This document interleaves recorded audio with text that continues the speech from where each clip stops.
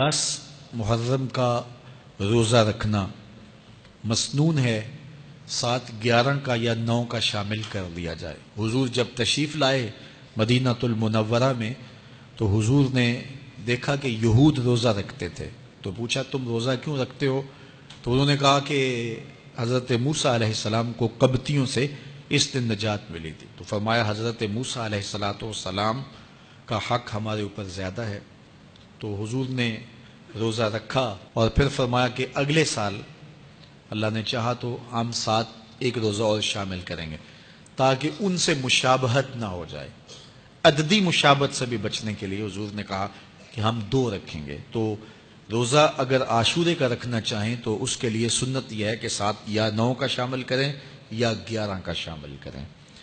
تو جو افضل ترین روزے ہیں ان میں سے عاشورے کے روزوں کا بھی شمار ہوتا ہے۔ تو اگر ممکن ہو تو جن کو اللہ نے صحت عطا کی ہے، تو آج کل اتنی شدت کی گرمی بھی باقی نہیں رہی، تو وہ یہ روزے رکھیں، ذکر و فکر کے اندر ان ایام کو گزاریں، اپنے والدین کی قبروں پر، اعزاء و اقرباء کی قبروں پر ہر جمعے کو جانا چاہیے۔ اس کے علاوہ بھی جب موقع ملے، یہ رواج جو پیدا ہو گیا ہے کہ 9 محرم کو یا 10 محرم کو مٹی ڈالنے کے لیے وہاں قبرستان میں جایا جاتا ہے، یہ 8 10 15 سال سے شروع ہوا ہے، جبکہ اس کی کوئی اصل نہیں ہے۔ تو اگر آپ روٹین سے جاتے ہیں تو آپ کو ہر جمعے کو جانا چاہیے والدین کی قبروں پر، اور وہاں جا کے ہر جمعے کو سورہ یاسین کی تلاوت کرنی چاہیے۔ تو سال کے بعد صرف 10 محرم کو یا 9 محرم کو جانا، یہ بہرحال اس دور کی ایجاد ہے، یہ کوئی مسنون نہیں ہے اور یہ کوئی سنت نہیں ہے۔